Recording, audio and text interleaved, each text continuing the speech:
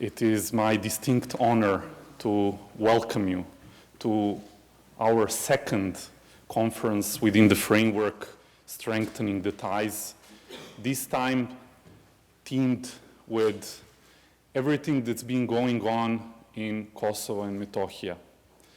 These are extraordinarily difficult times for our people, our church, and our country in Kosovo and Metohija. And the idea of today's conference is to have a gathering that will give you a concise brief of what's going on in Kosovo and Metohija, and at the same time to have a call for action of the Serbian community here in the United States of America, because our brothers and sisters, our country, our church in Kosovo and Metohija needs you at this time. Without further ado, I will try to give you a quick overview of what we are facing in Kosovo and Metohija today. Without entering into too many details or going too far into the history, which many of you are familiar with, I just want to give you a brief overview. So many people here have last followed the events in Kosovo and Metohija back in the 1990s. And after 1999, when 247,000 of our compatriots were forced to leave Kosovo and Metohija, we were faced with a situation which is unprecedented, I think, in post-war history in Europe, or unfortunately was unprecedented until the war in Ukraine. 247,000 Serbs were left displaced as a result of the conflict, and most of them did not return. And when I say most of them, I mean literally most of them. Only 1.7% of the Serbs from Kosovo and Metohija returned to their places. This is by far the lowest rate of return anywhere in the world in a post-conflict zone, according to official UN data. And in practice, in real life, this means that cities like Prizren, our ancient royal capital, the provincial capital of Pristina, were left practically almost entirely without the Serbian population. Out of a pre-war population of 42,000 Serbs in Pristina, today we have only 20 elderly people. 20, not 20,000, 20 elderly people. If it weren't for our church in Prizren, we wouldn't have any Serbs at all. Fortunately, we have a seminary, and we have some dedicated priests and our bishop who sit there, but otherwise we still have less than 200 Serbs living in Prizren. And after 2000, political situation in Serbia changed. Yesterday I briefed diplomats from 40 countries about what unfolded in recent years in our region with regards to Kosovo and Metohija. After political changes in the year 2000, Serbia took a different political direction. We got a government that was oriented towards Europe, towards Euro-Atlantic integrations.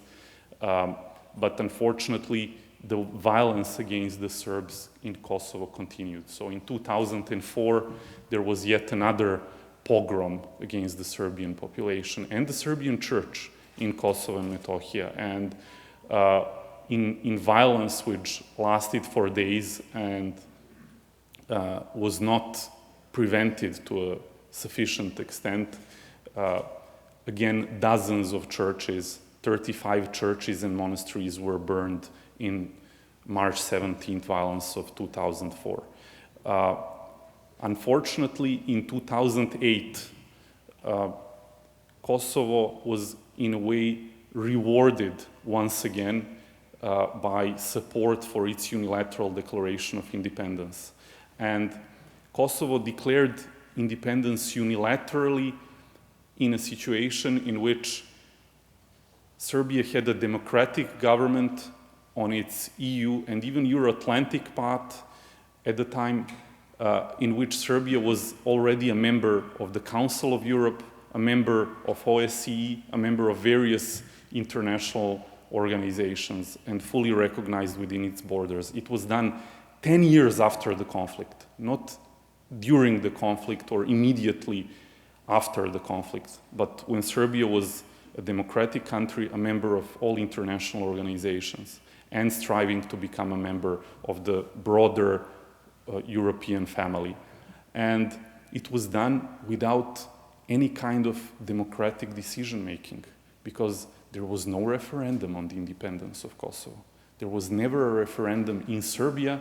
There was no referendum even in Kosovo about the independence of Kosovo. There was only a decision by a mono-ethnic group of parliamentarians in the local parliament in Pristina without the support of the Serbian community members, and unfortunately it was recognized. Fast forward to 2010, the United Nations adopt a decision, UN General Assembly, actually the assembly of all UN member states, they adopt a decision to support a dialogue process. But the dialogue process, which will be aimed, as the resolution of the UN General Assembly stipulates, at creating peace, stability, and normalizing relations within Kosovo and Metohija. So if you note some of the elements of that resolution, you will notice what is missing. There is no single reference to the independence of Kosovo and Metohija there, or to resolving the status in a different way than the one in which it was prescribed in UN Security Council Resolution 1244, which we are all familiar with. And dialogue process had its ups and downs. I took part in it since 2012. In 2013, we agreed on, as we call them, basic principles on normalization of relations, or as it's more broadly known as the Brussels Agreement. And what were the key elements of the Brussels Agreement? The key elements of the Brussels Agreement was that it is status neutral, which means that it is without prejudice to parties' view on the status, but it allows the Serbs to be integrated into the institutions, into the system, to assume responsibility on the local level, in the municipalities, to take their share of the government, to join the courts, the prosecution offices, the police force, assume responsibility for security in the north of Kosovo practically entirely in the first degree through the creation of a police region in the north of Kosovo comprising of Kosovo Serbs.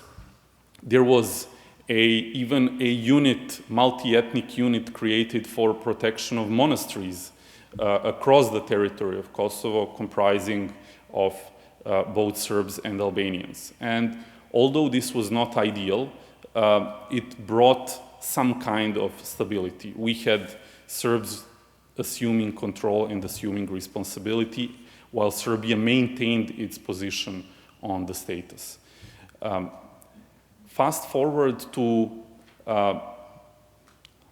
roughly 20 months ago, and things start to deteriorate at a rapid pace. With the election of Albin Kurti to the position of the prime minister of the interim institutions, as we call them in Kosovo, things start to spiral in a downward trend.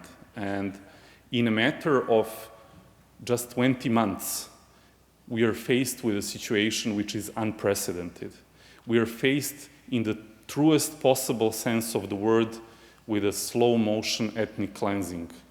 And in the past year, in the past 12 months alone, according to international statistics, the number of Serbs in Kosovo has decreased by 11%.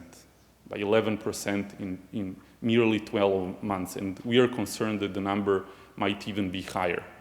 What is the reason for this? Well, when Kurti assumed responsibility, He came into power on a promise that he will, that his main political agenda will be bringing jobs and justice to the people of Kosovo, regardless of their ethnicity.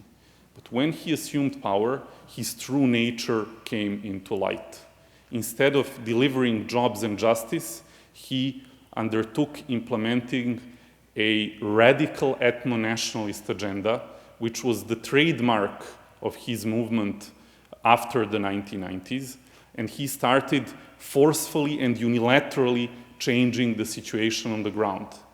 In a matter of days, he completely sidelined the police structure in the north of Kosovo comprising of ethnic Serbs. Although the police region in the north of Kosovo was by the Kosovo Police Directorate for 3 years in a row the most rewarded police region in entire Kosovo, with all capacities from, criminal investigation police to traffic police to special police units. He completely sidelined this. According to the Brussels Agreement, Serbs had their own regional police commander in the north of Kosovo. His name was Nenad Đurić. We are not related, by the way, but Kurti sacked this man and started sending hundreds and hundreds of members of his special forces into the north of Kosovo, in violation of all existing agreements, in violation even of the constitution of Kosovo.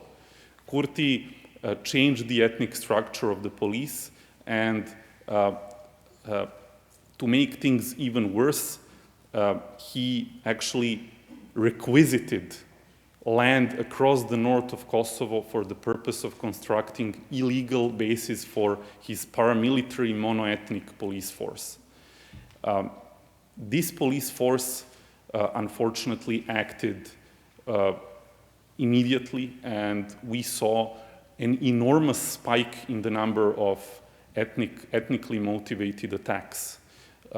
450 attacks against Serbs in Kosovo and Metohija in a matter of 20 months. And these were attacks that included murder, arson, attacks against the church, even attacking graveyards and demolishing tombstones with Serbian or Christian symbolism.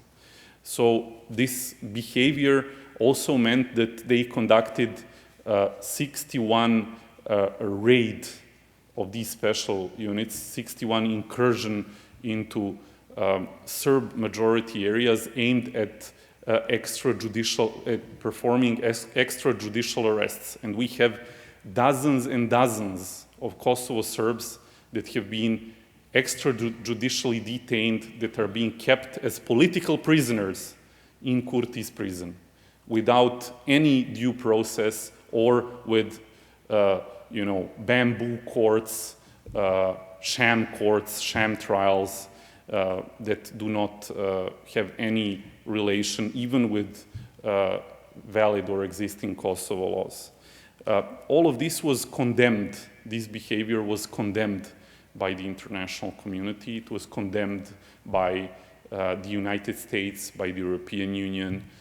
Sometimes in strong words, the Secretary of State made unprecedented strong comments against what Pristina was doing. But unfortunately, on the ground, KFOR and EULEX fell short of preventing Kurti in engaging in such activity. And what the Serbs in Kosovo did, they tried to protest this. They first raised barricades in the north of Kosovo, throughout the north of Kosovo, in order to, oppose this type of activity, because, our friends, our guests from Kosovo, from the north of Kosovo, and you will hear many of them. I'm really proud that we have today with us, people like the rector of the university in Pristina, Professor Arsic, Honorable Judge Kabašić, who is a living legend of our judiciary in Kosovo and Metohija, and a man also respected among the Serbs, Albanians, and the internationals.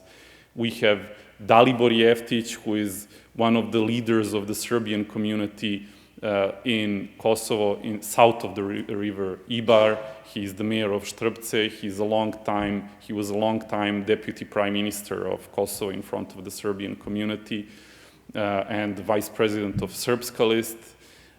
We have our dear guests from the civil society in the north of Kosovo, Milica and Jovana. They are the champions for human rights and, generally more broadly, the civic society in the north, regardless of ethnicity. So you can hear later on from them first-hand impressions about Kurti's rule. When I heard yesterday from Honorable Judge Kabašić that in order, to get from that administrative crossing in Jarinje, which is, by the way, open just one way.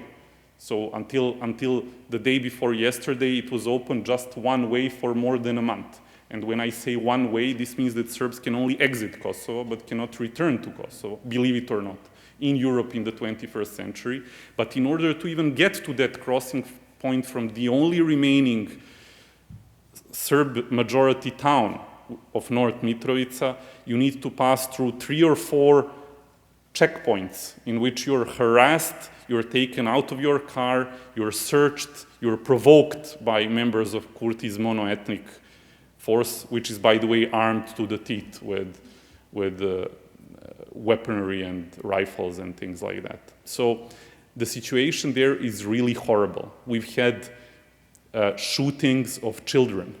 A boy, 11 years old, was shot alongside his brother, who is 21 years old, by a member of Kosovo security forces, by a member of the so-called Kosovo military, which is, by the way, illegal in itself. It's the mere existence of these forces, a violation of the Kumanovo military technical agreement, of the resolution 1244, of whatever you want. But he shot an 11-year-old boy, and the day before yesterday, he was released, even from house arrest. So if you shoot a Serb in Kosovo, you're free to go. And this is the type of message Kurti's regime is sending to everyone. Last night, we were shaken by the news that the abbot of Devina Voda monastery in the north of Kosovo was arrested and deported from Kosovo forcefully by Kurti's forces. This is the abbot who's been there at the helm of this monastery since 2009. So what is the aim of Albin Kurti? The aim of Albin Kurti is nothing less than to conduct full ethnic cleansing of the Serbian community and of the Serbian church from Kosovo and Metohija.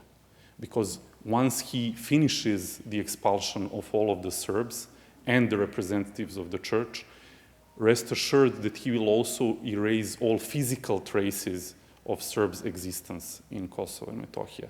He's pursuing an incredibly dangerous and I would say fascist, practically, agenda in Kosovo and Metohija. I know that this is a strong word, but if you analyze what he's doing, there's no other conclusion you can come to. And I would like us to all reflect on this today. I would like us to discuss the way forward. And to be very frank with you, my idea today is, mnogo glava je pametnije od jedne. Many heads, many people are not just smarter, but also stronger than any institution, than any individual.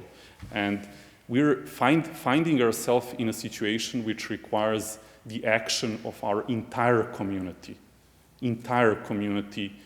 and the time to act is really right now.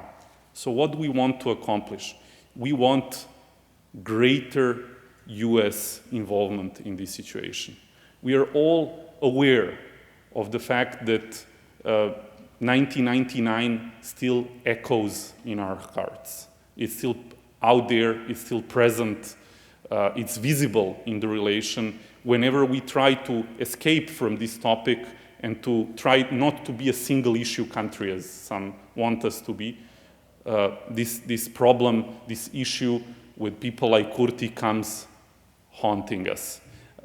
So I strongly believe that the best way to improve the perception of the United States in Serbia is for the United States to help the Serbs in Kosovo survive in this difficult situation. And for the Serbian American community, I think this is a call for action to talk to your elected representatives, to form political action committees, to spread the truth about what's going on in Kosovo and Metohija, and to initiate an unprecedented grassroots movement, grassroots action that will help us to have a joint position on all of this. As I mentioned, people from the administration condemned Kurti's behavior. And this is something good. And we have seen some consequences already for the authorities in Pristina because not a single minister from Kurti's government was received here in the capital of the United States in the past 18 months. But we need to go a step further because the basic values for which the international community proclaimed to be standing in Kosovo have been attacked and undermined by Kurti. It's not just the Serbs that are under attack here. Universal principles are under attack, and the idea for which billions and billions of taxpayers' dollars were spent over the past 3 decades is being attacked and undermined. We have many, many facts with which we need to bring this struggle here. We need to use our diplomatic skills, our connections, our voice that we are entitled to have here. Myself as an ambassador, but you even more so, as US citizens, as leaders of your communities. And I believe we'll have a productive day today. I'm immensely grateful to you for coming, for being here. The mere fact that you decided to show up and to spend, a sunny Saturday morning here in Washington, D.C., coming all the way from various parts of the country, tells a lot about you. It tells that you care about who you are. It tells that you care about your people, about your relatives, about your loved ones, and that you care about the history that we have so much reasons to be proud of. Because what we are doing today is just one stage in a life of a nation which lasts forever. Every nation is, if you want, a community of previous, past, and future generations. So whatever good and bad exists in our generation, in our time, is just a small segment of what the Serbs actually are. And although small in numbers, I truly believe that we are a great nation.